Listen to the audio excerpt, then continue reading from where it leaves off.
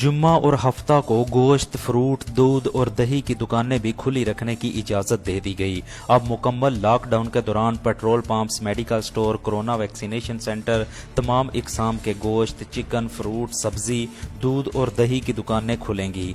तमाम 7 अयाम में कारोबार सुबह 9 बजे खुलकर रात 6 बजे बंद होंगे, ताहम मेडिकल स्टोर्स और पेट्रोल पंप्स 24 घंटे खुले रखने की इजाजत होगी। हुकूमत का 15 मई तक पेट्रोलियम मसनूआत की कीमतें न बढ़ाने का फैसला। ओगरा ने पेट्रोलियम मसनूआत की कीमतों में 5 से 10 रुपए फी लीटर इजाफा की सिफारिश की थी, जिससे हुकूमत की तरफ से रिजेक्ट कर दिया गया।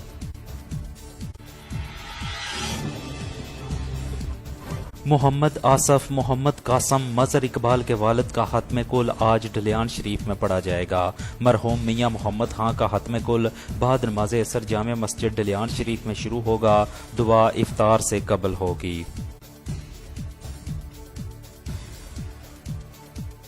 ईमान एक्सप्रेस ट्रेवल्स एंड टूर उम्रा सर्विसेज फराहम करने वाला बाइतमाद इदारा मोल्लम की रहनुमाई में ग्रुप के साथ उम्रा कीजिए। चीफ एग्जेक्टिव बिशारत अली ताहिर।